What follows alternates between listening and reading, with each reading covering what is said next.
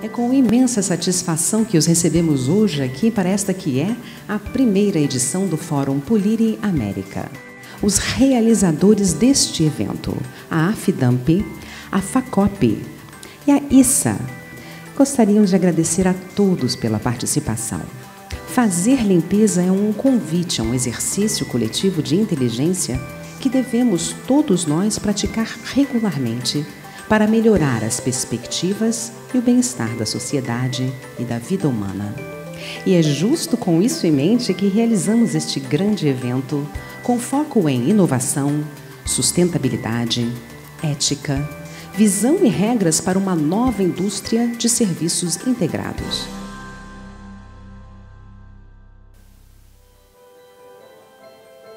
A limpeza afeta diretamente a qualidade de vida das pessoas. Em qualquer lugar, ambientes limpos reduzem as chances de contrair doenças, aumentam a produtividade dos colaboradores e atraem pessoas. Limpeza é fundamental, por isso precisamos mudar a cultura. Limpeza não é custo. Ao usar produtos profissionais, ela se torna benefício. É preciso simplificar.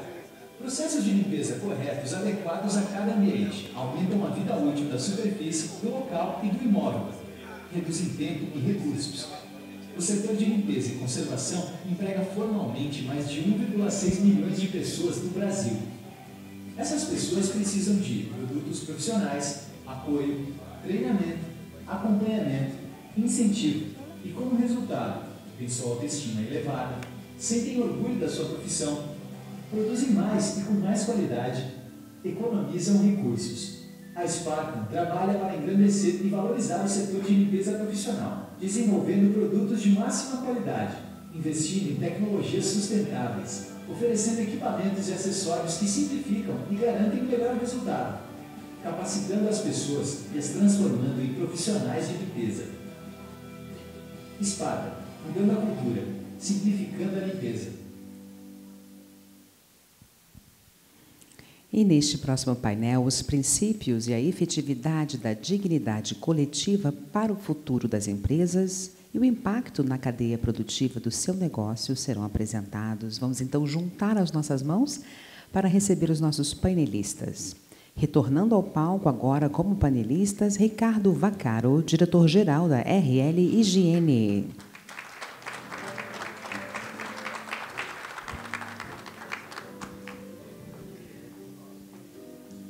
Também retornando ao palco, Rosane Fontoura, coordenadora do CPCE da FIEP.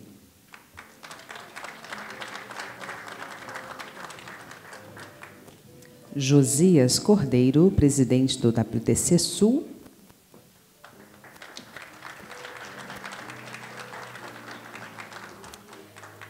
E o moderador Eduardo Guimarães, presidente do IRIP.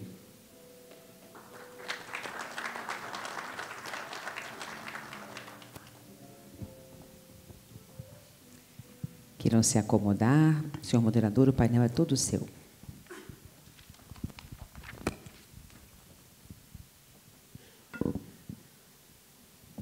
Bom dia, senhores e senhoras. Eu agradeço a oportunidade de estar aqui nesse Fórum Poliri América, a FACOP, a FIDAMP e o ISSA, a Adonai e a Cássia.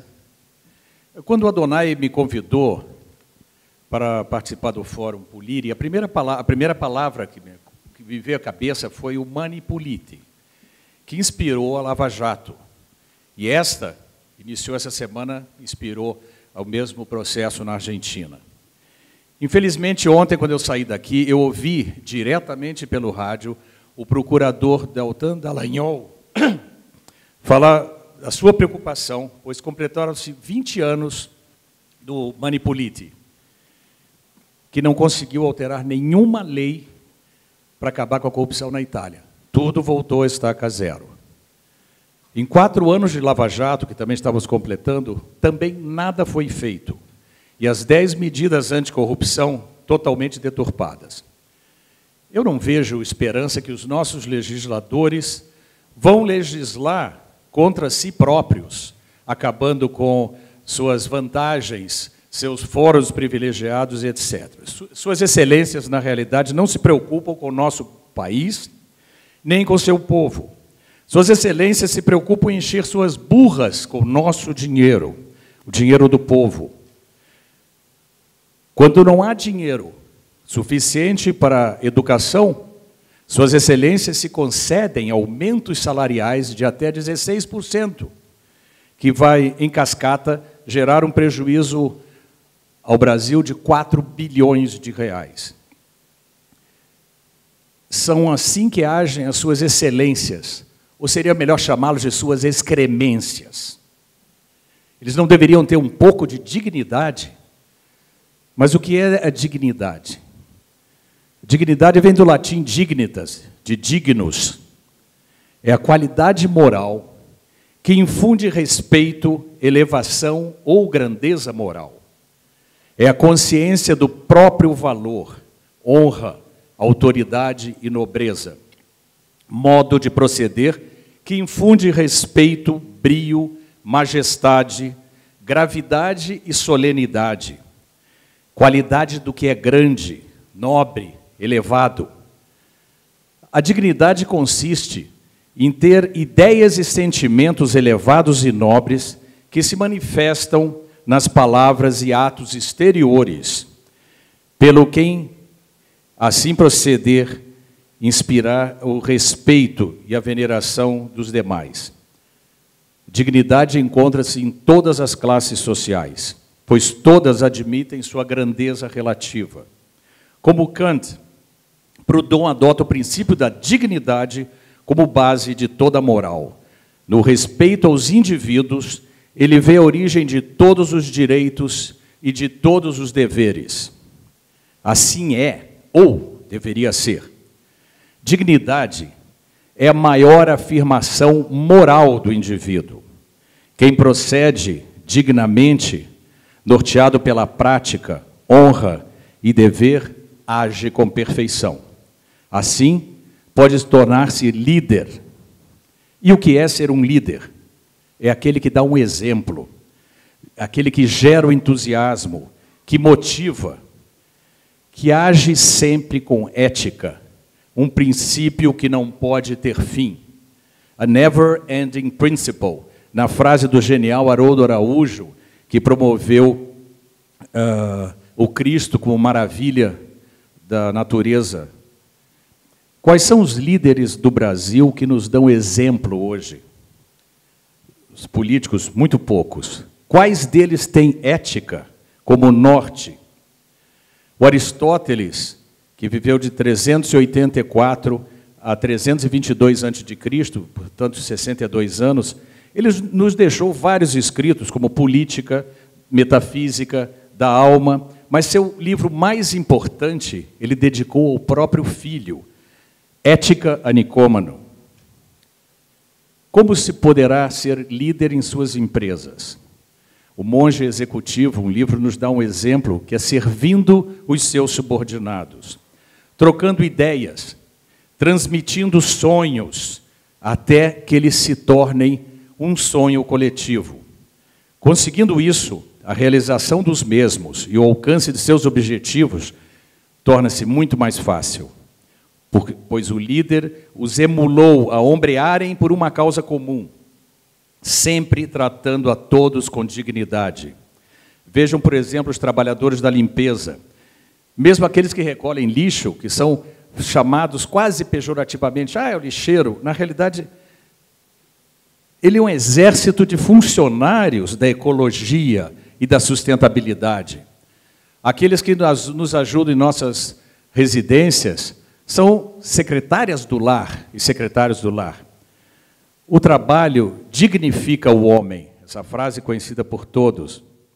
Quando eu li os escritos, o que falou Tony D'Andrea, quando em Salvador e antes também, quando esteve aqui na primeira vez ao Brasil, falou em limpeza absoluta, eu vi como a gente precisa limpar o nosso Congresso, o nosso Senado, o Executivo e o Judiciário. Realmente eu vi que o limpeza absoluta é a limpeza de alma, limpeza de coração, para tornar princípios. Esse é o painel da Spartan, Eu fui procurar na Espartano qual seria o produto que poderia limpar os nossos políticos. Eu achei aqui o Peroxi 4D, que é um detergente desinfetante hospitalar, mata os micróbios todos.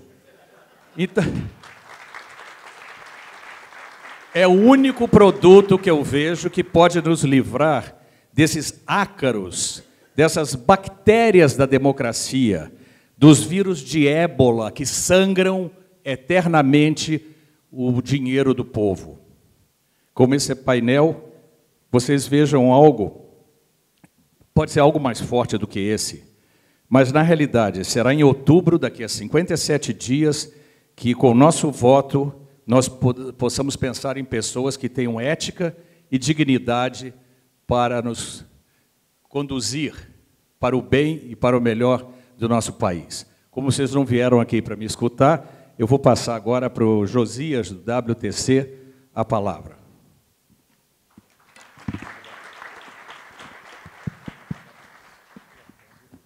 Bom dia a todos. Grande prazer estar aqui falando para vocês. Agradeço aí ao Adonai e à Cássia pelo convite. Uma honra poder falar num evento dessa envergadura, dos maiores, de um segmento que são dos maiores empregadores no Brasil. É realmente uma iniciativa muito bacana ter trazido esse evento para cá. A gente tem necessidade de ter esse tipo de discussão no Brasil. Parabéns, viu? Eu sei que não é fácil trazer esse tipo de evento para cá e parabenizo aí pela competência que vocês tiveram na organização. E também parabéns aí para a FACOP. A FACOP eu não conhecia tanto, conheci mais recentemente, e é uma das iniciativas raras em que você junta empresas, patrões e empregados, você congrega isso daí num fim de dar mais educação, de você treinar as pessoas, e tem um papel fundamental não só para o setor, como para a sociedade. Achei muito legal, viu? Parabéns. Parabéns pela iniciativa e pela acabativa também, né? Porque os resultados que estão aí falam por si só. Muito bem. O meu objetivo aqui hoje é trocar experiências com vocês, falar um pouquinho de dignidade. Muito interessante, né, esse limpeza como valor absoluto. Refleti bastante sobre o tema ao longo do período aí que eu tinha. Aliás, eu fiz a apresentação um monte de vezes, porque tem tanta coisa que dá para refletir.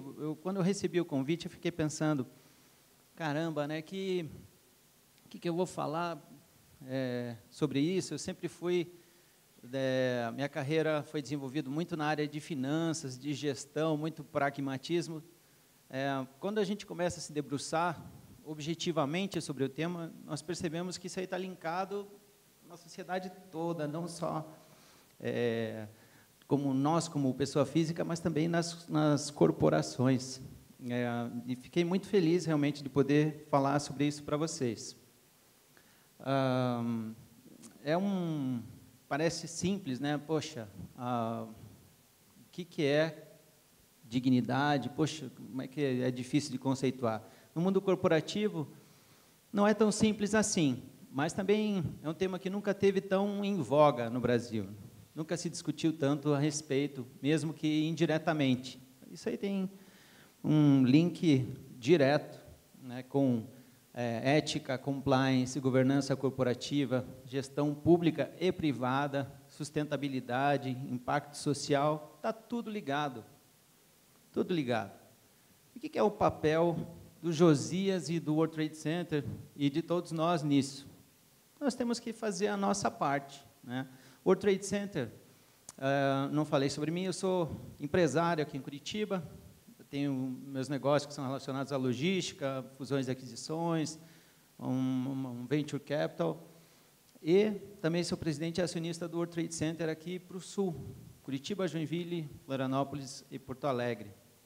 É uma instituição que foi fundada pelos Rockefeller, década de 60, justamente para criar um clube de negócios para ajudar os membros, inicialmente era até para as empresas que faziam parte dos empreendimentos imobiliários dos Rockefeller, e eles fizeram um trabalho muito competente que transcendeu, né? Isso daí virou do mundo, hoje são 330 WTCs ao redor do mundo. E, por ser uma rede, a gente discute o tempo todo essa questão de ética, de que tipos de projeto que nós vamos estar envolvidos, que tipos de membros nós queremos no WTC, quem nós queremos que esteja na nossa rede para ajudar as pessoas a fazer negócio. Se a gente tem um elo quebrado ali, uma pessoa que quebra isso tudo, isso aí é como a maçã podre, isso aí vai passando de um para o outro de uma forma, então, muitas vezes tem que ter a cláusula expulsatória, nos casos em que nós julgamos que a empresa não agrega ou não faz sentido para nós em vários aspectos, né? Muito bem. Coloquei aqui, não vou passar um a um, porque isso aqui era só exemplificativo. Comecei a pegar na internet os conceitos, o que cada um fala. Enfim, o que é essa conceituação, né? Fui na Aurélia olhar lá, que bonito, né? Aquilo que já foi falado anteriormente, característica ou particularidade de quem é digno, atributo moral que incita respeito, autoridade. Ok, como é que a gente linka isso especificamente com as empresas? Tem aqui, coincidentemente, também, segundo Kant, Immanuel Kant, a dignidade é o valor que se reveste tudo aquilo que não tem preço, ou seja, que não é passível de ser substituído por um equivalente. Legal isso, né? Puxa, eu sei, super forte isso. Nessa semana, eu recebi um vídeo de uma das pessoas envolvidas na Lava Jato. Mas, assim, eu tenho 3 filhas, né? E esse vídeo, na verdade, era uma reflexão dele em relação ao que aconteceu. Ele era um executivo muito bem reconhecido, uma pessoa até então reconhecida, e ele falou que o que aconteceu é que ele, ao longo do caminho, ele não foi ativo, mas ele foi passivo. Ele fechou os olhos para aquilo que estava acontecendo em volta. Simplesmente fechou os olhos. Ok, daí aconteceu tudo o que aconteceu, mas a pior dor dele é justamente ele virar o bullying dos filhos. Ele falou isso no vídeo, né? Que, bom, esse aí é o filho do fulano da Lava Jato. A dor maior dele é ele ter se envolvido com uma coisa que aquilo ali, o impacto é tão forte pessoalmente. O pai dele, de 85 anos, visitá-lo na cadeia. Pensou que duro isso? Para mim foi super impactante esse vídeo, porque ele mostra quanto que uma mera bobagem que a gente faça, aqueles R$100 que o cara recebe para fazer não sei o quê, isso aí pode gerar um cascateamento, uma coisa tão ruim que, puxa, tem que trabalhar nisso mesmo, né, gente? E como que nós podemos fazer esse link com onde que está nas empresas a dignidade? Está em todas as áreas, desde o RH, finanças, na produção, na gestão. Você gerar mais benefícios para os funcionários, isso é dignidade? Pode ser, mas não necessariamente. Está muito além do que só questões financeiras. A justiça social e equilíbrio nas relações de trabalho já foi muito pior, né? As relações de trabalho, as leis vieram justamente para ajudar um pouco do que já foi uma coisa muito mais desfavorável. Mas quando também existem leis que interferem demais nas relações de trabalho, elas também prejudicam. E não tem uma receita de bolo. É meio que igual remédio, né? Você tem que ir acertando a dose e não é simples, né? Uma coisa que é importante, tem que ter gestores treinados para serem justos. Eu trabalhei já em várias grandes multinacionais. algumas eles eram treinados sim, outras não. Então, hoje, não tão mais, mas já imperou muito o resultado absoluto acima de tudo, no matter what, né? Bora lá, te vira, faz acontecer o resultado, não importa o que você vai fazer. Complicado isso daí.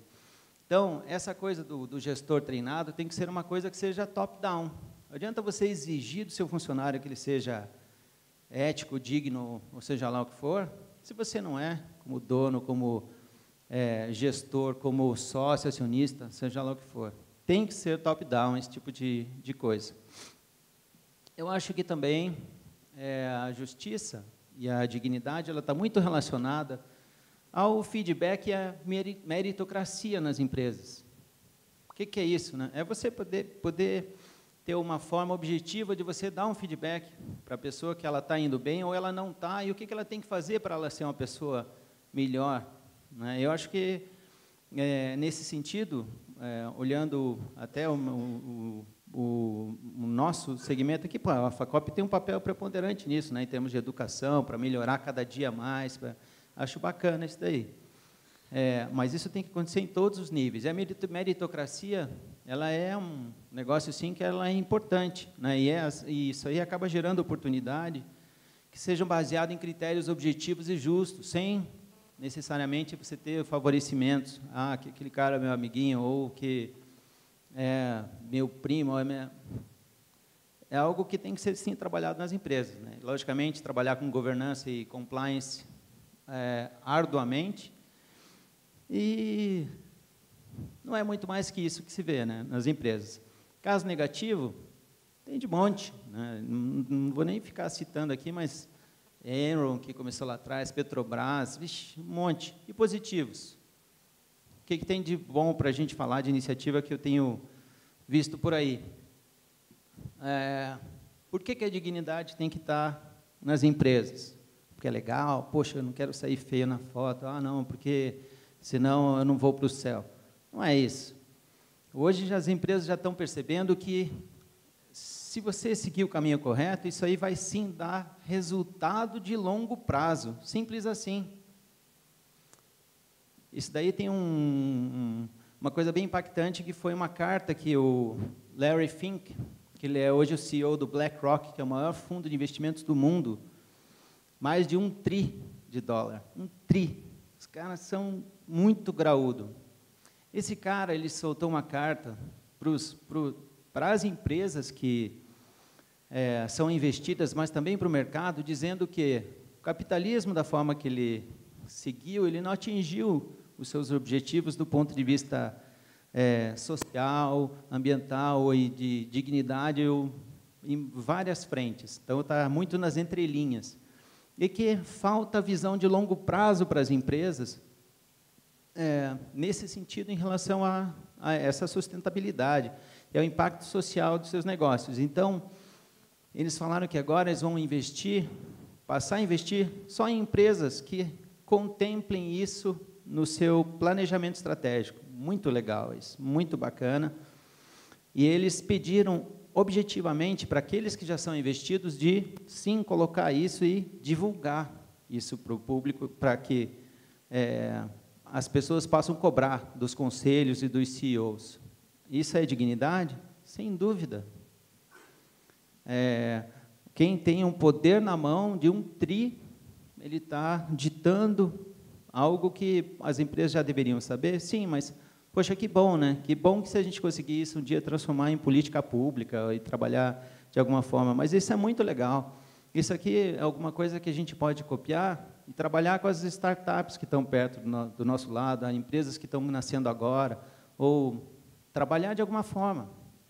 Falar um pouquinho de outras iniciativas que eu tenho visto por aí, que são muito interessantes também. Instituto Legado, que foi criado pelo James Marins, um advogado, um cara muito legal, que é de empreendedorismo social de impacto e que, sim, é uma grande aceleradora de impactos sociais. E é incrível o trabalho que eles têm feito lá. Agora começou já, tem pós-graduação, tem um monte de coisa. Eu deixei aqui para vocês darem uma olhadinha depois, eu não vou me ater a cada um deles. O Instituto Barigui, eu conheci esses dias também, que estão fazendo um trabalho incrível. A Renault, ela hoje tem um foco mundial, tem um fundo específico para tratar de assuntos relacionados à sustentabilidade social. Mas, principalmente, esse último que eu queria trazer é o tal do Sistema B, que tem esse livro, The B Corp. Conheci também a pessoa responsável por isso aqui no Brasil, essa iniciativa. É uma certificação que existe e que são métricas consistentes e que, para levar a empresa a um outro patamar no que está relacionado a sustentabilidade, dignidade. Eu coloquei aqui governança, impacto social, comunidade, relacionamento. Acho que é algo que vale a pena vocês olharem. E incrível que não é tão conhecido assim, mas o Brasil já é número 2 no mundo em implementação disso daqui. Muito legal mesmo, vale a pena conhecer. E, rapidamente, o último slide, onde que a gente pode e deve atuar nas empresas. Claro que hoje a gente já percebe que tem uma mentalidade da juventude, das startups, da coisa da busca do propósito. É um grande passo, muito legal. Eu tenho visto, não está simples de lidar com a rapaziada nova, mas eu vejo que é uma mudança. Isso aí acaba deixando nós que já somos um pouco mais velhos, um pouco desconfortáveis, e isso é muito bom. Temos que melhorar a educação corporativa, ampliar aquilo que Harvard fala o tempo todo, e as grandes, tem que ampliar os horizontes. Firmeza no compliance, na governança, tem que investir em iniciativas de impacto, não só na sua empresa, mas fomentar aquilo que está à sua volta também. Tem que conhecer essas melhores práticas e entender como que isso pode impactar o seu negócio, claro que aplicar, e, logicamente, que em ano de eleição e nesse momento tão complicado que a gente tem passado, eu acho que a gente tem que influenciar. Nós somos não só funcionários, mas somos também empresários, somos acionistas, somos donos, seja lá o que for, temos que, sim, influenciar para quê? Colocar no poder quem tem a tal da dignidade para estar naquelas cadeiras. Se o cara não é digno, não reeleja esse cara. Pelo amor de Deus, gente. Ah, mas, puxa, ele vai me ajudar. Cara, deixa esse cara fora, por favor. Vamos influenciar para ter gente nova, gente que pense diferente, gente que seja digna de estar lá. Tá bom? Temos que fazer a nossa parte. Obrigado. Obrigado, Josias. Eu estou me lembrando que Immanuel Kant, quando ele fala que a dignidade é aquilo que não tem preço, a gente pode dizer isso dos nossos dignatários. Eu tenho um caso que eu conheço de um desembargador que pediu R$300 mil para dar um parecer favorável numa causa. Vocês vejam como é que é a situação. Por favor, Rosane, agora the floor is yours. Bom dia, mais uma vez agradeço, o convite, e falar sobre dignidade também é falar sobre direitos humanos e é também falar sobre a questão dos Objetivos de Desenvolvimento Sustentável. Eu só vou fazer essa breve fala, de onde eu venho da Federação das Indústrias do Estado do Paraná, que é um conselho paranaense de cidadania empresarial. Eu tenho várias pessoas aqui que fazem parte do conselho, especialmente o nosso diretor-geral, que é da Simpacel, que é o Rui Brandi, que hoje está na condição de diretor-geral, assim como outras instituições aqui presentes. A FACOP faz parte, um Sol presente, Elo presente, a OAB representada aqui e várias outras instituições que com certeza estão aqui. E quando a gente fala em cidadania, quando a gente fala num conselho para promover a responsabilidade social, a gente está garantindo, que os colaboradores, os fornecedores, todas as partes interessadas da empresa comunguem com os mesmos princípios, com os mesmos valores. E, para isso, a gente vai fazer aqui, eu não vou me ater na questão, algumas definições que já foram colocadas aqui, mas alinhar, que é o nosso grande exercício, alinhar Pacto Global, alinhar ODS a essa questão da dignidade. Quando a gente fala, principalmente nos dois primeiros princípios, que é a questão de assegurar, proteger a questão dos direitos humanos, que é o 1 e o 2, a gente está falando muito do princípio da dignidade coletiva, que seria a responsabilidade social. Quando eu falo no princípio da responsabilidade socioeconômica, eu vou estar ali, que ontem eu mencionei rapidamente, 4 princípios relacionados ao direito à associação, ao não trabalho infantil, ao não trabalho forçado, e a questão do gênero, que é no Pacto Global, o princípio número 6. Quando eu falo em princípio de responsabilidade ambiental, eu tenho 7, 8, 9, que a gente vai passar por alguns exemplos de como uma empresa pode ser responsável nessas questões. E o último, não menos importante, que foi o começo dessa fala, que é o princípio da ética e transparência, que está no princípio 10. Né? Quando a gente fala também de dignidade, a gente fala em emprego digno. Né? A OIT, né, a Organização Internacional do Trabalho, fez essa definição. E vamos fazer algumas reflexões a respeito desse tema. Uma definição de 99, que diz que o conceito do trabalho decente sintetiza, né, na medida que ela tem a missão de promover oportunidades para que homens e mulheres, portanto, vamos fazer o grifo nas mulheres, obtenham um trabalho produtivo de qualidade, em condições de liberdade, equidade, segurança e dignidade humana, sendo considerado condição fundamental para a superação da pobreza. Qual é o objetivo da empresa? Né? É contribuir, sem dúvida nenhuma, nessa questão da superação da pobreza. Né? A pirâmide, ela é grande, ela é cheia, e a gente tem que fazer cada um o seu papel, os políticos fazendo o seu papel, suas políticas públicas, seus programas, as empresas fazendo o seu papel, as organizações da sociedade civil e, assim, os demais atores. Né? Redução das desigualdades sociais e garantia da governabilidade democrática para o desenvolvimento sustentável. Tudo que a gente está falando aqui é para chegar ao desenvolvimento sustentável. E, quando a gente fala em governabilidade e democrática, se o Estado não funciona, alguém vai acabar funcionando. A gente sabe que tem muitas empresas que estão fazendo o seu papel e estão funcionando. Antes que um Estado paralelo tome conta dessas questões que a gente tem aí para vencer. Quando a gente fala em desenvolvimento humano, quando a gente fala em dignidade, eu teria que satisfazer essas necessidades. A nossa colega mexicana já falou sobre Maslow, as necessidades básicas. Na base, eu tenho aquela necessidade de comer, beber, né, das emoções, do sentimento. No segundo momento, eu tenho as necessidades de segurança, de moradia. No terceiro, seriam as necessidades sociais. E, por último, o mais fundamental, que talvez chegue na felicidade, a questão do propósito, a propósito de vida. Né? Será que a gente consegue satisfazer essas necessidades dos nossos colaboradores, né, nossa parte mais próxima, mais interessada? E volto a lembrar que, utopicamente, a definição do desenvolvimento sustentável era satisfazer as necessidades das gerações presentes sem comprometer as futuras. No Brasil, a gente faz um esforço para dar dignidade humana, pelo menos para ter a base da pirâmide ali sendo atendida.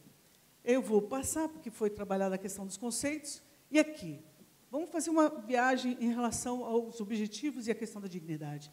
Na primeira questão, a gente tem 2,2 bilhões de pessoas no mundo que vivem na pobreza. 700 milhões na extrema pobreza. O que é estar na extrema pobreza? Provavelmente você tem um colaborador, um funcionário, que está nessa condição. Significa de receber 1,90 dólares por dia. Né? Seriam, arredondando, R$10. O que a gente faz com R$10? Todo mundo vai poder dizer que não faz nada. Vamos pensar no nosso salário mínimo? R$30 por dia. É difícil. E é por aí que a gente tem que pensar. E daí a gente tem um objetivo específico, meta específica dentro das 169 metas, que vai dizer que você tem que proteger os direitos trabalhistas e promover ambientes de trabalho seguros e protegidos para todos os trabalhadores, aí incluindo pessoas migrantes, mulheres e assim por diante. Quando eu falo na questão, que também é um direito que tem a ver com a dignidade, o direito ao alimento nutritivo, né, que todos precisam antes de enfrentar um dia de trabalho, aqui a gente tem que 815 milhões de pessoas no mundo dormem com fome. Duas realidades diferentes. Uma família australiana, o que consome numa semana, e uma família africana que consome uma semana. Claro, padrões diferentes e situações diferentes, mas essa é a desigualdade do mundo.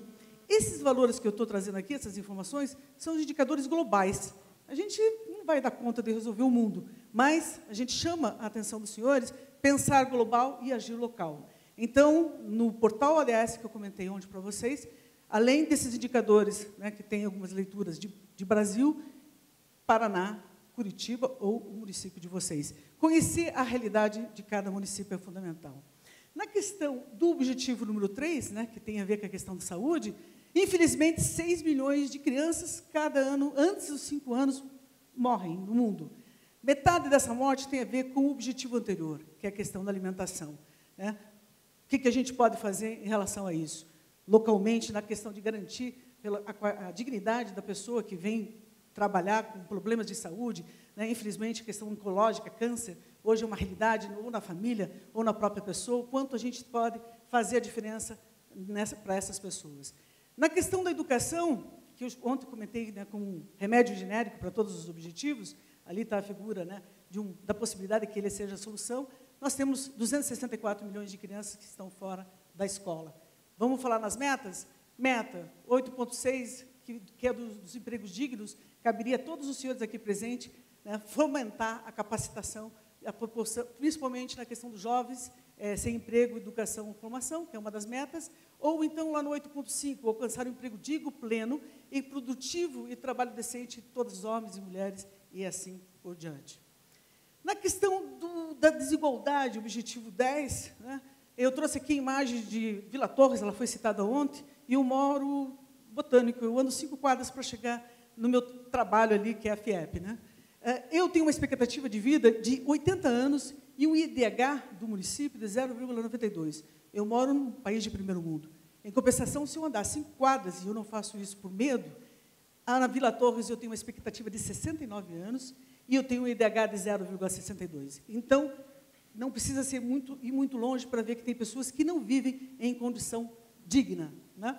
Na questão do consumo sustentável, enquanto poucos consomem muito e produzem muitos resíduos, eu tenho muitos com pouco, né? Então, em cima, uma criança super atendida na questão do consumo, e embaixo, uma criança que não tem esse acesso, e daí a questão da dignidade, da desigualdade, e assim por diante. Nós já ocupamos, né, 25% a mais do que o planeta pode suportar. Foi citado aqui ontem, agosto, nós, né, ultrapassamos a capacidade aí do planeta, estamos no cheque vermelho, né? Usando o cheque especial, na verdade, na conta vermelha. A questão do direito de poluir, de desmatar, de invadir terras, será que a gente tem o direito de desmatar esse planeta, esse único planeta que nós temos, até prova em contrário? Será que nós temos o direito, né, de poluir esse planeta a ponto de ser todo dia notícia de poluição, de pessoas com doença, morrendo cedo por problemas pulmonares e outros?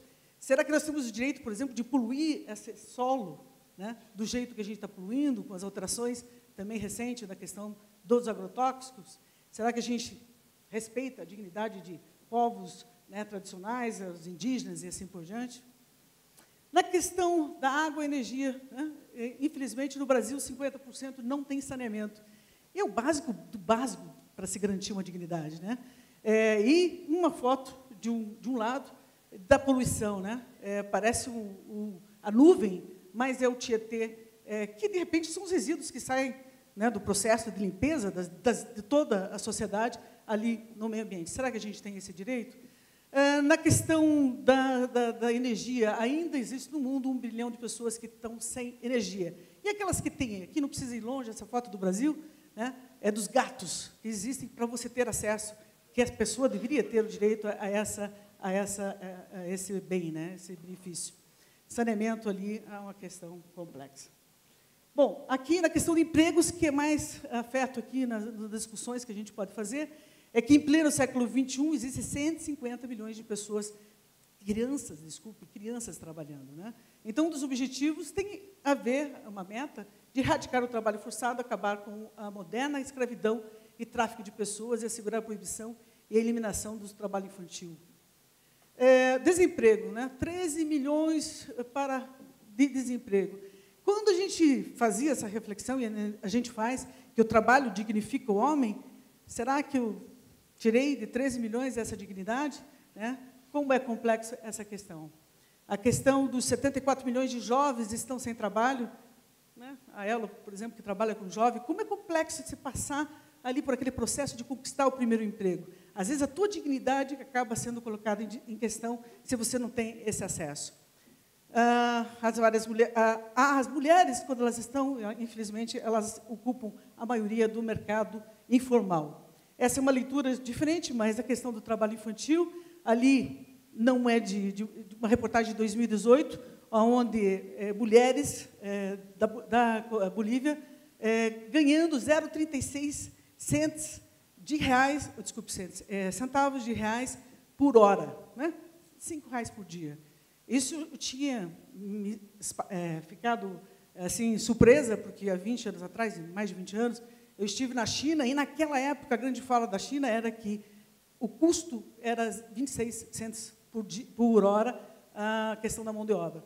E aqui no Brasil a gente faz isso. Tem gente recebendo 5 reais por dia pelo trabalho, né? A questão da exploração, né, da mão de obra, infelizmente, acontece de todas as formas. Se a gente pensar no ambiente interno da empresa, algumas questões eu queria fazer essa reflexão, né, que é o principal conceito da dignidade é o respeito ao outro, né, respeito à integridade física, moral, respeito à autonomia, respeito às necessidades mínimas, e o principal, não coisificar as pessoas. E aqui a gente tem uma foto que mostra o assédio moral, né, que a gente às vezes enfrenta, independente se é do gênero feminino ou não, o assédio sexual, que infelizmente, né, ainda é uma realidade, e já superada pelas leis, mas a questão da revista, que alguns ainda, mesmo que a lei não permita, ainda alguns fazem. Essa diversidade tem que ser respeitada na pluralidade, né? Não só na questão de gênero das mulheres, na questão da raça, na questão das pessoas com deficiência, na questão dos gays, né? E assim também na questão dos idosos, né? Como fazer um ambiente onde eu respeite a dignidade de uma diversidade tão grande de pessoas. E a dignidade está no primeiro artigo da Constituição Federal, que seria respeitar, né, a dignidade humana. E daí não há a menor dúvida que vocês trabalham bastante com esse público, e eu respeito demais esse público, por isso que eu estou fazendo essa fala, que é a questão da visibilidade das pessoas que trabalham nessas áreas. Também foi citado rapidamente que, às vezes, a pessoa que limpa ali o ambiente não pode se relacionar com as pessoas que trabalham naquele ambiente. Eu acho que isso é um absurdo, a gente tem que fazer essa relação acontecer, são pessoas que estão fazendo o grande trabalho que a gente não tem tempo de fazer, que deveria de fazer. Tive uma experiência de 2 anos no Japão, e lá quem limpa o seu próprio ambiente são as pessoas que sujaram o ambiente. É o básico do básico. Esse a gente vai levar um tempinho ainda para conhecer. O meu tempo, né, está se esgotando, essa questão da invisibilidade das pessoas, e daí aqui essa questão de que seria o objetivo do 16, a questão da corrupção. Maior dificuldade de manter essa dignidade é quando tem pessoas indignas que, com recursos, né, proveniente do imposto de renda, né, que a gente contribui aí com uma carga altíssima, acaba indo para outros lugares. Essa corrupção, que é uma campanha recente aqui em Curitiba, eu gosto muito, que diz assim: corrupção zero quer dizer mais escola, corrupção zero quer dizer mais saúde, e assim por diante. A questão das cidades, não precisa dizer, mas eu vou lembrar que provavelmente aquela pessoa que veio fazer um serviço para você, ela veio, de repente, da Fazenda Rio Grande, de Colombo, de algum lugar, passou todo esse tempo num transporte que está cada vez mais difícil, que levou 1 hora, 2 horas, às vezes mora em situações, né, de precariedade, que pode estar sujeita aí à violência e outras coisas, né? Então, olhar para a pessoa. Aqui o convite final é: empresa, né? Melhore, preste atenção na dignidade dos teus colaboradores, veja se na cadeia de valor, se nos fornecedores não tem alguém praticando, de repente, o trabalho infantil, o trabalho escravo e outros tipos de afronta à dignidade, e fazer essa corrente que deve ser feita para se transformar. Aqui, para Halad, constatou isso, né? Que, além de assumir a responsabilidade pelos resultados e pelos processos, nós temos que ter comprometimento com as pessoas com quem trabalhamos. Não só pensando no conhecimento, não só pensando na habilidade que as pessoas têm, mas principalmente na atitude, para que a gente venha ter uma sociedade mais digna. Esse é um convite final. No dia 19 de setembro, nós fazemos lá no Conselho o Reatiba, 11ª edição, que trata da pessoa com deficiência no mercado de trabalho. Estão todos convidados. Obrigada. Obrigado, Rosânia. Excelente palestra que nos faz pensar. Me lembrou, numa das passagens que ela mostrou, em 1970, a maioria de vocês não tinha nascido, eu visitei um país chamado Singapura, que era uma ilha, um estado, e era um dos lugares mais sujos do mundo, um lugar assim quase perigoso de se viver. Tinha casa onde os filhos colocavam os pais mais idosos para morrerem ficaram lá cheirando fumando ópio, e eu visitei aquilo com uma certa indignação. Passados 20 anos, em 90, eu voltei lá, era um país totalmente diferente, é um dos países que mais cresce no mundo, é realmente muito pequeno, talvez tenha a área do município de Curitiba, mas, enfim, perguntado ao primeiro-ministro qual foi o segredo desse sucesso, ele disse, são 3 coisas: educação, educação e educação. É uma coisa que nos faz pensar. E agora, Vaccaro, de novo ao palco agora, como palestrante. Muito obrigado.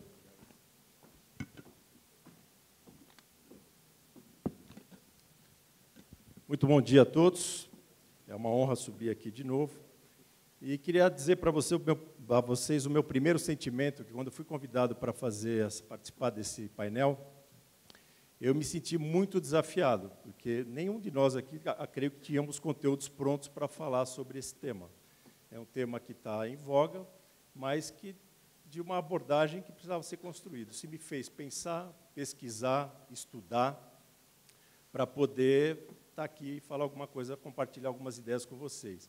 Isso foi muito bom para mim, né? Me fez crescer, me fez pensar muito sobre o tema. E, por isso, agradeço de coração o convite e o desafio para estar aqui nesse painel. E, para começar, eu queria compartilhar com vocês, já fazendo uma pergunta, que é: o que nós fazemos hoje de que, no futuro, sentiremos arrependimento ou vergonha? Não se trata de julgar as pessoas a partir do passado com o que a gente conhece hoje, a partir da moral de hoje, mas é importante a gente prestar atenção no que a gente está fazendo para não ser parte de um julgamento da história sobre o que nós podemos ter feito, o que poderíamos ter evitado, pelo menos, de fazer, ou encerrado e antecipado as suas coisas. Como essa, por exemplo, na minha cidade, a Cracolândia, que todos vocês conhecem, com certeza. É uma cena que a gente vai no cotidiano se acostumando e parece que faz parte da paisagem. Uma das cenas mais indignas que existem. A gente frequenta a Sala São Paulo, uma sala magnífica de concerto, e essa praça fica ao lado da Sala São Paulo, e isso vai fazendo parte da paisagem como se fossem as árvores ou os prédios que estão lá dentro, lá na cidade. Até pouco tempo atrás, né, não deixa de ser surpreendente que eventos históricos e comportamentos e regras moralmente aceitas no passado, até algumas bem recentes, como essa do apartheid na África do Sul, hoje são unanimemente condenados. Como também, né, num país extraordinário como os Estados Unidos, até muito recentemente havia discriminação em lugares específicos para brancos e negros, e hoje isso é absolutamente condenável e condenado, né? Bom, se o conceito de dignidade muda no tempo, como é que a gente olha, então, à luz de hoje, né? Como é que homens e mulheres do século XXI podem olhar para este fenômeno da dignidade e da moral? Eu trouxe aqui, né, a Copa do Mundo na Rússia, inspiração, né, uma obra magnífica do magnífico escritor russo, o Dostoiévski, onde ele traça uma linha inequívoca da dignidade, quando ele diz que a pobreza não é defeito. Isso é uma verdade. Mas a miséria, meu caro, a miséria é defeito. Na pobreza ainda o Senhor preserva a nobreza dos sentimentos inatos, já na miséria ninguém o consegue e nunca. Em 1866, esse personagem extraordinário desse livro, Marmeladov, faz essa reflexão numa Rússia miserável sobre uma linha que separa a dignidade humana. Em princípio, a dignidade é um atributo do indivíduo. Eu não vou ser repetitivo, que todos seguiram esse caminho, todo mundo começou a pesquisar do mesmo jeito que eu. Quando você não sabe onde você está, começa pelo dicionário, né, qual é o significado da palavra. E já foi falado pelos meus colegas aqui, é um atributo da pessoa, dignidade, sentir-se digno, né? É uma qualidade moral e é resultado de um comportamento nobre, elevado, respeitador de valores morais. onde concluímos que a dignidade reside no ser moral do homem.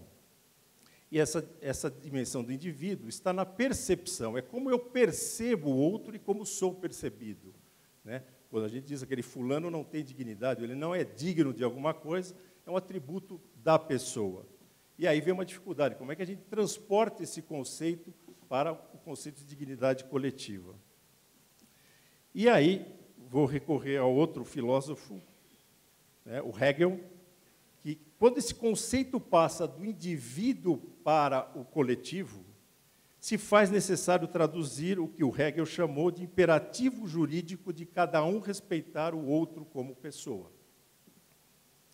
Podemos afirmar que quando o conceito da dignidade passa do individual para o coletivo, ele exige um contrato com o outro. Sai do campo da percepção e exige um contrato com o outro. E, consequentemente, ele passa do plano para o plano concreto do contrato social, onde todos nós temos as nossas regras morais. O contrato social é uma criação da Revolução Francesa, fato histórico que dá início à democracia moderna. E ele é fundado no respeito e a participação de todos e que tem a forma concreta numa Constituição elaborada por todos e para todos. A Declaração dos Direitos do Homem, em 1948, já na sua introdução, ela fala de dignidade também, nos seus princípios, nos seus considerandos. Ela diz já dois temas que, considerando que o reconhecimento da dignidade inerente a todos os membros da família humana e seus direitos iguais e inalienáveis, constitui fundamento da liberdade, da justiça e da paz no mundo. Bem como, considerando que as Nações Unidas reafirmaram na Carta sua fé nos direitos fundamentais do homem, na dignidade e no valor da pessoa humana. E no Brasil, como já foi mencionado, a nossa Constituição de 1988, que hoje é tão criticada, né, porque só tem direito, não tem dever, aquela coisa toda, mas como princípio básico, ela foi fundamentada no princípio da dignidade coletiva. E isso é bastante moderno e bastante poderoso. No entanto, se está na Declaração dos Direitos do Homem, está na nossa Constituição, está na moral do indivíduo, por que então que a gente encontra essas situações nas nossas cidades, principalmente no mundo em desenvolvimento, no terceiro mundo, no cotidiano, onde a gente acostuma de ver essas cenas onde a miséria, violência, questão da saúde e da educação, com toda a sua precariedade? Por que a gente deixa chegar nesse ponto? E a gente parte para o passo seguinte, para tentar entender esse fenômeno, o que falta para a gente mudar essa situação, que é inaceitável, é que tem dois pilares no qual se fundamenta esse conceito da dignidade coletiva. Um já foi falado aqui também, ele está baseado na ética do cidadão. E no seu princípio mais básico, presente em todas as religiões, no judaísmo, no cristianismo, no catolicismo, que é de não fazer aos outros aquilo que não se deseja para si mesmo. Esse é um princípio básico que é pregado por todos. Só que o outro pilar é o pilar da responsabilidade da ação. Não basta entender o conceito, não basta achar que está certa a questão ética, se você não agir, se você não for responsável e fazer a coisa acontecer. É um pouco o efeito Gelol, né? Não basta ser pai, tem que participar, tem que agir. Se você não tem um conceito e não tem a responsabilidade da ação, de nada vai adiantar. E é um pouco do que mostra a nossa situação. E existe uma expressão em inglês que eu gosto muito, que, pelo poder de síntese, que é o walk the talk. Quer dizer, você ser aquilo que você fala, você andar na linha do que você fala. Não adianta você falar e não fazer, né? Já estamos cheios desses exemplos na nossa sociedade. O contrário disso é um fenômeno muito comum nos dias de hoje. A gente protesta contra a corrupção, protesta contra o governo, protesta contra tudo. No entanto, a gente continua praticando pequenas contravenções, ou melhor, contravenções de todos os tamanhos e de todos os naipes na nossa cidade, no nosso cotidiano, que é jogar lixo na rua, que é parar na vaga do deficiente, né? Já mostraram, o caso de corrupção já foi grande abertura, né, do nosso mediador, do Eduardo, dando exemplos enormes, e essas fotos agora abundam no nosso cotidiano, no nosso noticiário. E um exemplo prosaico do nosso métier, lavar a rua com a hidrojateadora, um desperdício de água, né, numa crise que a gente está tendo. Então, são cenas do nosso cotidiano, basta sair na rua, que a gente vê isso todos os dias. E é uma coisa que a gente precisa mudar essa situação. E muda na maneira da ação, é andar, é falar, é agir da maneira como você fala que é. Vamos lá. Eu, particularmente, a gente está falando, nós estamos vivendo uma mudança de época, estamos numa época de mudança, né?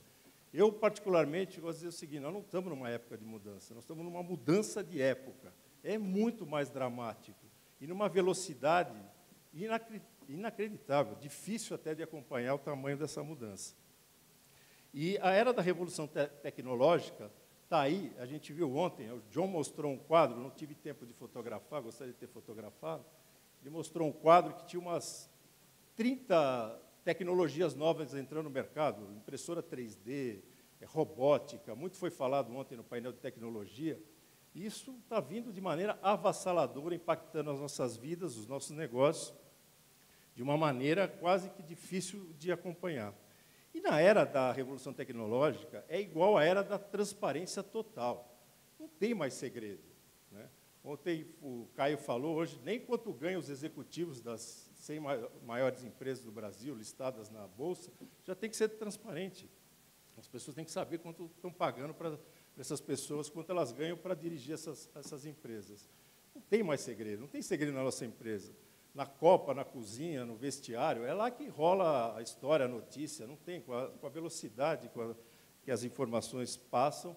Então, viver nessa era, qualquer mal feito, né, qualquer mal passo, ainda mais se for viralizado, né, porque a facilidade de viralizar, bota no Facebook, bota nas redes sociais, vai destruir a reputação de pessoas e empresas de maneira definitiva. Olha o caso da Lava Jato, que aconteceu com as empresas de bilhões de reais, né, de faturamento, de patrimônio, e derreterem de maneira extraordinária por esse mau passo.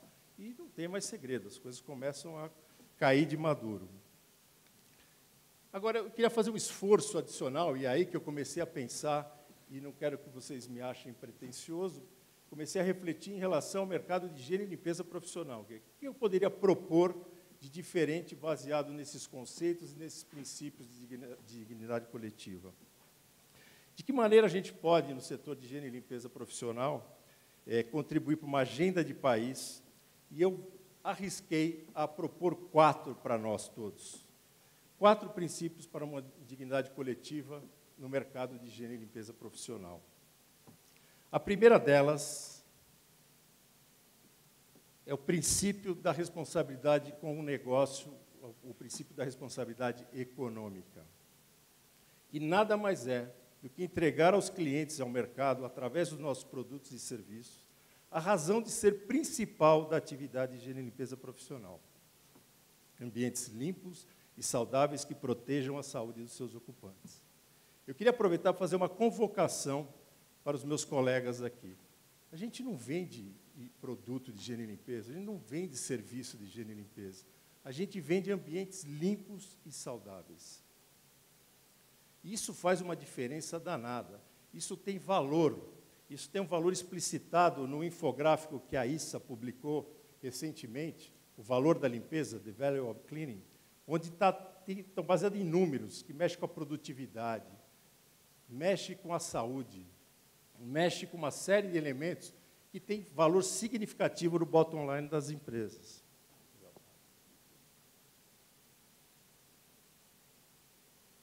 E também, estão falando do valor, como a limpeza como valor absoluto, então o valor da limpeza é muito mais do que produtos e serviços. Nós mexemos na empresa de uma maneira importante. Isso dignifica o nosso trabalho. E nós, que estamos liderando esse setor, nós temos uma obrigação de liderar esse processo de criação de valor. E nos fazermos respeitados pela nossa competência e pelo nosso valor real. Então, seria muito importante que a gente tivesse uma abordagem que falasse de fato do valor da limpeza. que é algo muito importante. O segundo princípio é o princípio da responsabilidade social. Ou seja, cuidar da massa de 1.600.000 trabalhadores envolvidos na atividade de limpeza profissional em todo o país, inserindo-os no mercado de trabalho com responsabilidade, educando-os de verdade, tornando-os profissionais de fato. Olha, o painel anterior a esse, não preciso nem me estender aqui, né? Falou tudo que precisava falar sobre isso, e isso traz para nós uma responsabilidade extraordinária com relação a isso. E eu achei bom que, no fechamento, ficar claro que não basta educar os profissionais de limpeza. A gente tem que estar pronto para receber os educados. E, para isso, todos os níveis da empresa precisam estar prontos e educados, e é o que nós estamos fazendo aqui. Por isso, gostei muito da fala do painel anterior, para poder fazer frente a esse princípio. O terceiro princípio é o princípio da responsabilidade ambiental. Cuidar do meio ambiente, considerando os 3 milhões de toneladas de produtos químicos e 1 milhão de toneladas de papéis sanitários que despejamos todos os anos apenas no Brasil, sem falar no descarte da sujeira resultante da atividade de limpeza profissional. Essa conexão nossa com o meio ambiente é direta, não tem, falei ontem isso, não vou me repetir, mas nós temos que cuidar disso, e isso é um princípio básico se a gente quiser ser feliz no futuro. E o último é o princípio da ética e transparência nos negócios. Não subordinar a coisa pública ao interesse privado, à luz de que 60% do mercado de terceirização de serviços e de boa parte do mercado de produtos de limpeza profissional são consumidos no país pelo governo nas 3 dimensões, federal, estadual e municipal.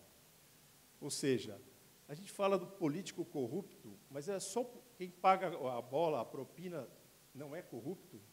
É só o político que recebe? É uma decisão nossa de cada um, se vamos pagar ou não para essas coisas acontecerem, ou vamos erradicar de vez isso da nossa vida.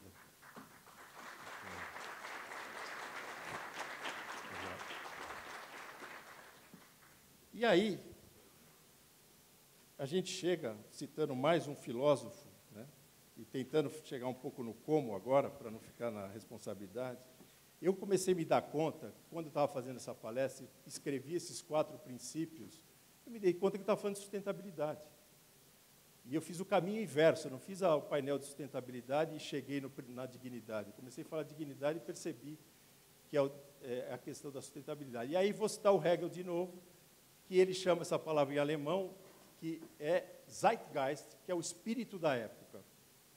Sustentabilidade é o espírito da época. Ou seja, você está no espírito da época, é o que te vai compreender isso, e é um pouco que nós estamos tentando fazer isso aqui desde ontem, é o que vai poder fazer mover na direção certa e poder atingir um futuro melhor.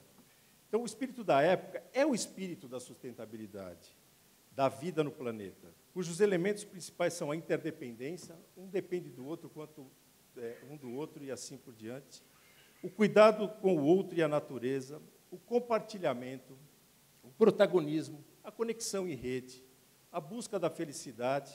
Esse é o espírito da época, é o espírito da sustentabilidade. E se a gente quiser estar em sintonia com esse espírito e a gente perpetuar os nossos negócios, a gente tem que incorporar essa pauta rápido no dia a dia das nossas empresas. Como fazê-lo? Eu vou passar rápido, porque o caminho, todo mundo falou, eu fiquei surpreso, confesso que fiquei surpreso com a quantidade de falas sobre os ODS, né? Parece que é o espírito da época, é uma convergência de fatores que está ligando para essa agenda que se chama, o nome do documento que gerou, a reunião que gerou os ODS, é o Caminho para a Dignidade em 2030, como foi falado ontem e hoje, quer dizer, ninguém pode ficar para trás. Então, incorporar essa agenda, eu fico pensando, por que não nós, do setor de higiene e limpeza profissional? Por que não? Né? A gente vai, essa figurinha vocês viram, até já cansaram de ver, né? É uma convergência, uma conjunção de astros que eu acho que a gente deveria respeitar, ela não está aí à toa, presente nas falas de todo mundo, que é uma agenda global. Agora, alguém pode estar se perguntando, poxa vida, mas para a minha empresa, para o meu porte, isso faz sentido? Faz sentido. Faz todo sentido. E vou dizer mais, se você não, como no começo a gente falava nas palestras de sustentabilidade em 2004, 2005, 2006, 2007, a gente falava assim, questão da sustentabilidade, se você não entrar por bem, você vai entrar por mal. Porque os clientes, as pessoas, deram exemplos vários dos filhos que começam a cobrar antes para parar de fumar, agora com o desperdício de água. Se você não entrar por bem, você vai entrar por mal. Porque os clientes vão começar a exigir de você compromissos que você tenha agendado com esta agenda dos ODS. Então, é melhor a gente entrar voluntariamente e fazer o nosso papel e tirar o melhor disso. Este é o mapa do caminho e eu convido todos a percorrê-lo no nosso setor de higiene e limpeza. E aí o papel das lideranças, das associações, dos sindicatos, de trabalharem juntos e trabalharem juntos as metas e cobrarem um dos outros e poderem caminhar nessa jornada juntos, poderia facilitar muito a jornada de cada um de nós nas nossas empresas. Como parece que as coisas não acontecem por acaso, quando eu estava preparando essa palestra, eu fui apresentado pela querida Cássia Almeida. Ela me apresentou, ainda que virtualmente, para Preyanshi Mani, uma garota da Índia, que está construindo uma escola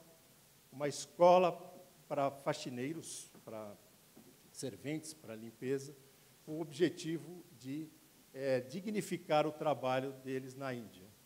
E especialmente de mulheres, né, jovens. Né, na Índia, vocês podem imaginar a questão da calamidade, se aqui temos, a Índia tem isso potencializado em muito. E sabe qual é o nome da escola que ela está criando?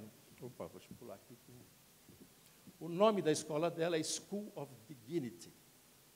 Olha, não é à toa, ela não fez uma escola de limpeza, se chama Escola da Dignidade.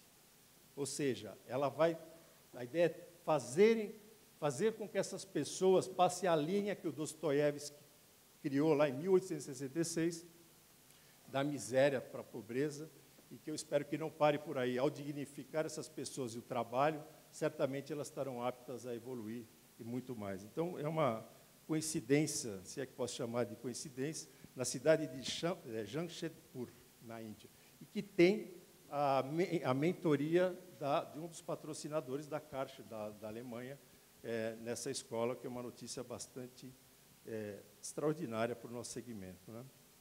E, para finalizar, eu tenho outro presente eu ganhei na semana anterior, estava fazendo 2 semanas atrás, quando do centenário do Mandela,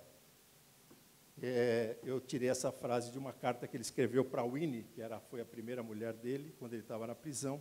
Ele não dizia que era tomar o poder, que a ideia dele não era um grande plano para revolucionar, ele estimulava os parceiros dele, dizendo que a nossa causa é justa, é uma luta por dignidade humana. Muito obrigado. Bom, agradecemos ao Ricardo Vaccaro por essa aula maravilhosa. Eu queria também lembrar que eu chamo os vendedores da área de limpeza de defensores do meio ambiente, porque vocês procuram realmente a higienização, sanitização. Eu queria também fazer um comentário do nosso artigo 5º da Constituição, foi falado para a Rosana, que todos são iguais perante a lei. E Sacha Guitry, da Academia Francesa, dizia que alguns são mais iguais do que outros. E isso é uma coisa muito verdadeira no nosso país. Aquela figura da lavadora lavando água não foi tirada agora, com certeza, porque ele devia estar usando uma máquina da Cracha que faz economia de água, que a gente sabe. Não é, Cracha? Eu queria também fazer um comentário com o Vaccaro, numa situação que você falou muito sobre a Rússia. Em 1812, Napoleão invadiu a Rússia. O general Kutsov, que era o general de todo o exército russo, começou a recuar.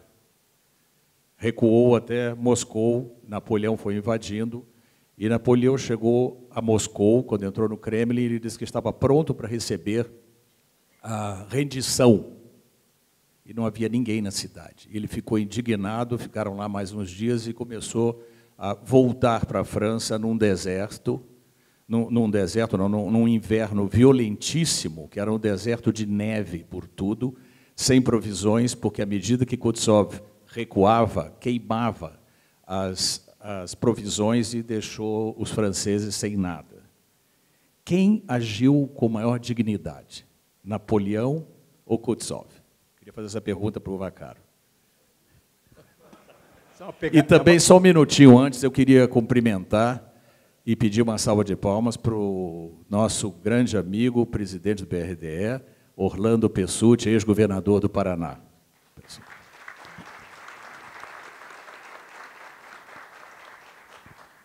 Essa não é pegadinha, essa, né? Mas os russos lutaram com as armas que eles tinham, né? E a dignidade estava justamente em poder usar o que eles tinham de melhor. Sim. E eu acho que eles tiveram a dignidade de escolher a melhor estratégia para enfrentar um inimigo que, vaidoso como era Napoleão, apesar de ser excepcional chefe militar, ele, na sua vaidade, ele se deu mal. Então, eu diria que, se não era um concurso de dignidade, mas de estratégia, os russos se deram muito bem, né? É verdade, com certeza. Tinha uma pergunta aqui, que são para os outros, deixar o Ricardo por último, aqui tem uma pergunta da plateia, que se os outros palestrantes acrescentariam ou alterariam os 4 princípios colocados pelo Ricardo Vaccaro para a limpeza profissional. Você tem alguma coisa a acrescentar? Primeiro, Josias, depois Rosane. Bom, na minha fala, eu acabei não colocando, mas na fala do Vaccaro eu podia relembrar, é que quando a gente fala lá da base, né, do desenvolvimento econômico, o ambiental, do desenvolvimento sustentável, econômico, social e ambiental, a gente acaba, às vezes, esquecendo do eixo cultural, que é fundamental para se fazer esse alcance, né, do desenvolvimento sustentável, portanto, o desenvolvimento humano, portanto, a dignidade. Mas uma coisa também que está relacionada a esse mundo é a questão que, até mudou o nome, né, antes a gente falava de Planet, People e Profit, e o Profit ficou uma coisa suja, né, o lucro como uma coisa suja. E agora a gente fala em prosperidade. Não é à toa que houve essa mudança também, porque a gente tem que pensar, eu imagino que todas as empresas têm o principal objetivo é de fomentar a riqueza daquela comunidade que vive, daquela território que está. Então, eu só queria lembrar dessa questão da importância do eixo cultural das pessoas, né, que a cultura é fundamental para fazer ou não uma mudança, principalmente no processo de qualificação, isso a gente vê muito, e essa questão de que, no econômico, a gente tem que ter resultado, o lucro não é feio, mas, mais do que o lucro, a ideia da prosperidade. E também, já que eu estou com a palavra, na saída eu vou entregar para os senhores um folder, onde mostra como os senhores podem ser mais responsáveis nas suas empresas, destinando o imposto, que é devido, às causas da criança, do idoso, a questão da oncologia, a questão das pessoas com deficiência, a lei do esporte e a lei da cultura. Então, às vezes, existem mecanismos de se fazer isso e a gente, às vezes, não sabe ou não utiliza. Pessoa física até 6%, pessoa jurídica 1% do que é devido para os projetos de suas cidades. Complementando um pouquinho o que você falou, essa coisa do lucro é algo que eu aprendi bastante lá no Legado, no Instituto Legado, que o empreendedorismo social não é sempre relacionado a ONGs. Não é feio realmente você ter lucro. Se você está resolvendo um problema social, você tem que ser sustentável. Hoje, o maior problema, inclusive, das ONGs e dos institutos no Brasil é justamente a captação de recursos. Você tem que ser sustentável, você tem que ter produto, você tem que ter lucro, sim. O que você vai fazer com o lucro é outra coisa, mas você tem que ter a visão capitalista ali, porque senão você não se sustenta. E aquilo que você quer ajudar não vai virar nada daqui a pouco, se você não tiver realmente sustentável, né?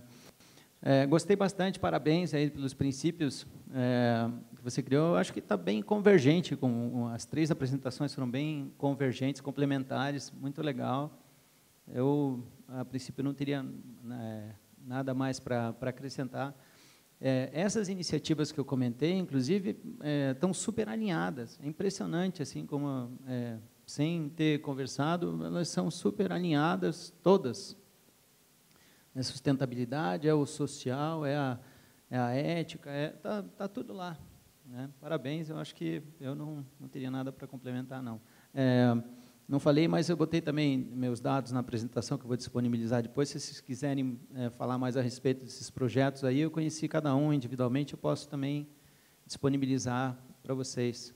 Bom, obrigado. Obrigado, Josias. Eu queria comentar também, que nós falamos muito em ética, e eu falo sempre nessa frase, ética é um princípio que não pode ter fim, do Haroldo Araújo. Foi criado um clube amigo da ética, onde empresas se associam, não tem que pagar nada, apenas para fazer o que eu estou fazendo hoje. O Instituto de Relações Internacionais do Paraná, o IRIP, que eu estou presidindo, faz parte do Clube de Amigos da Ética. É para fortalecer dentro de nossas empresas a prática da ética, que você haja com ética, que seu funcionário seja inspirado nisso. Eu queria, então, eu só estou sugerindo a que todos possam participar desse clube da ética através, tem o meu cartão, mas eu tenho lá o IRIP, vocês podem procurar, a gente encaminha vocês através do Rio de Janeiro. O Rotary Club está participando internacionalmente dessa campanha. Inclusive, uns 2 anos atrás, eu estive no Rio de Janeiro, onde o presidente da Associação Comercial ia fazer um contato com o secretário-geral das Nações Unidas para que fosse instituído o Dia Nacional da Ética. Eu acho que isso já é um passo à frente para o nosso Brasil melhorar. Eu queria fazer uma segunda pergunta para o Ricardo aqui. O conceito walk the talk, traduzido, talvez como da integridade, ou seja, coerência com consistência, parece ser o grande desafio para os próximos anos. O equilíbrio econômico ético impacta significativamente o nosso setor. Na sua opinião, é uma questão econômica ou cultural? Boa pergunta. Eu acho que as duas, mas a questão cultural está enraizada, né? No país, a gente conhece muito a história que foi construída, a história do jeitinho, né? Inclusive o Macunaíma, que a gente sempre valorizou, e o jeitinho realmente tem um lado muito bom, o lado do improviso, o lado de responder a situações inesperadas com criatividade. Mas a gente foi gostando tanto do jeitinho que, culturalmente, a gente estabeleceu uma certa permissividade no país, e as gerações foram, digamos, aprimorando, que levou a uma situação insustentável. Então, a questão cultural é muito grave e crítica. E mexer com cultura é das coisas mais difíceis que existem. Veja o parto da montanha que está sendo essa mudança que o Brasil, certamente, creio que sairá melhor do que entrou nessa crise econômica, moral, ética que a gente está vivendo, e é um passo de mudança de cultura.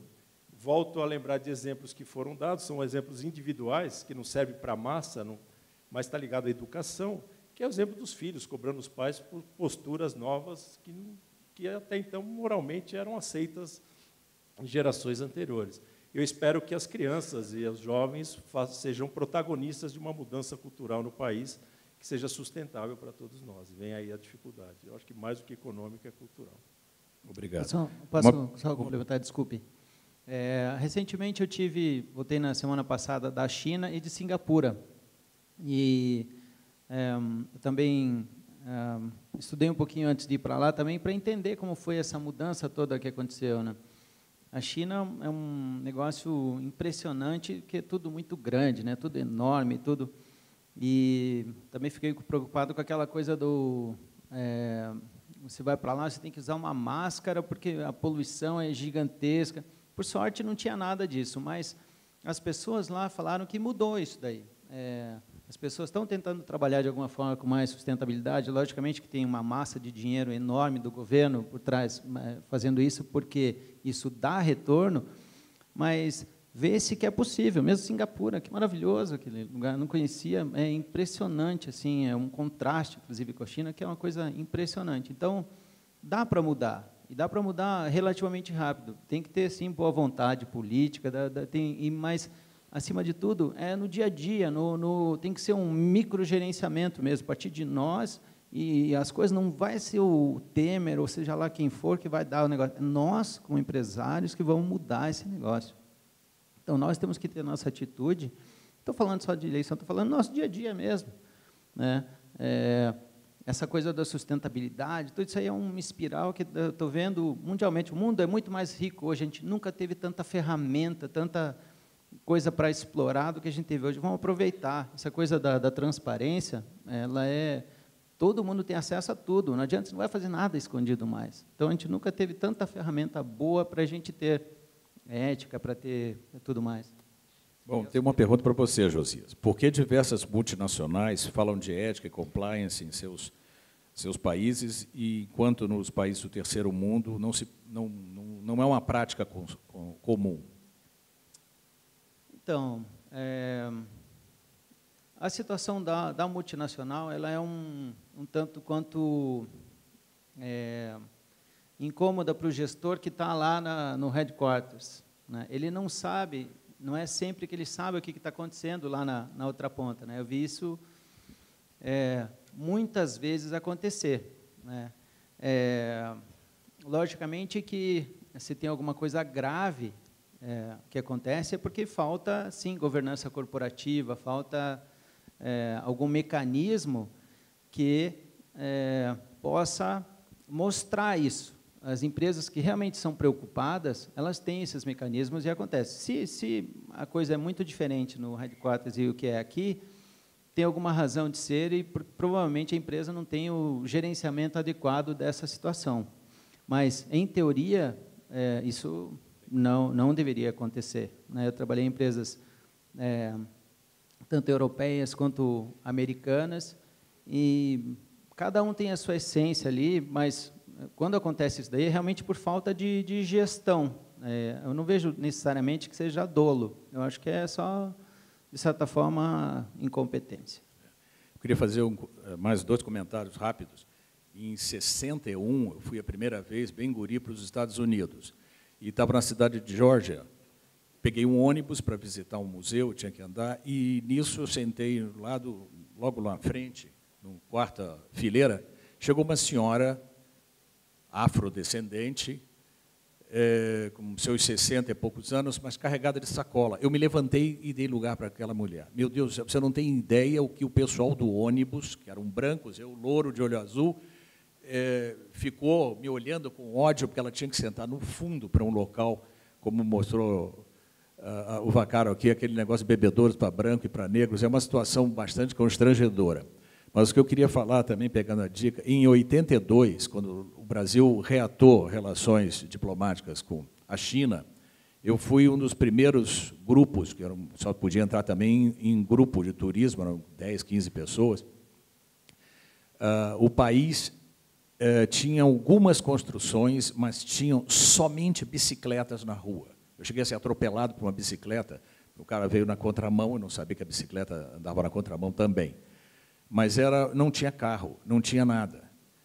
E depois, em 90, ou 92, eu voltei à China, realmente, você passando a Xangai, que eu conheci, tinha até preservação de um local dizendo "No Chinese and dogs allowed", porque na hora que ela era dominada pelos ingleses, eles tinham parques, eram só para ingleses, então os chineses e cachorros não poderiam entrar. Então, você entende até, quase justifica uma revolução. Mas Deng Xiaoping, naquela época, que era primeiro-ministro, ele mudou a sistemática e disse: o lucro é bom. O lucro deixou de ser o que os nossos atrasados, petralhas, até hoje ficam dizendo aí, que o empresário não presta, que o lucro é ruim. E sem um empresário e sem um lucro, onde é que você vai arranjar emprego? Onde é que você vai dar emprego para o proletariado, como eles gostariam de dizer? Então, é uma coisa que também eu queria apenas lembrar. Deng Xiaoping, então, realmente, ele mudou a China, que hoje é a maior potência econômica. A última pergunta aqui, por causa do tempo, vem para o Ricardo. Dentro da cadeia de distribuição, faltam normativas, principalmente no setor de papel e celulose. Qual a sua opinião? Sim.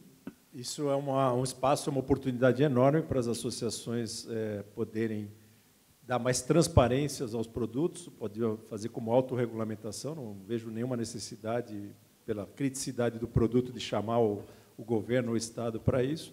Nós, quando eu era da Abralimp, no início dela, nós tentamos fazer um movimento de autorregulação na cadeia de celulose, justamente os papéis sanitários, para tentar dar mais transparência para os clientes saberem efetivamente o que eles estão comprando, porque talvez para quem não conheça, a celulose e os papéis, eles dão margem a muita insegurança na hora da compra, em sua composição, em sua gramatura, desempenho e tudo mais. Não é uma coisa muito objetiva, exatamente, por incrível que pareça.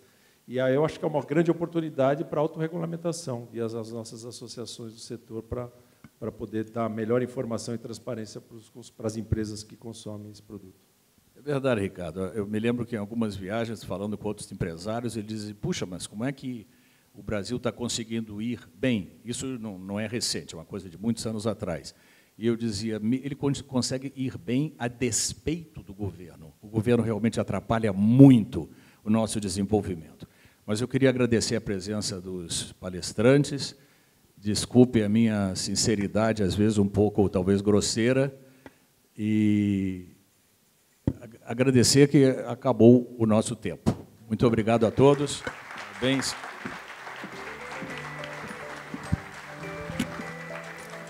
Obrigada também ao nosso moderador,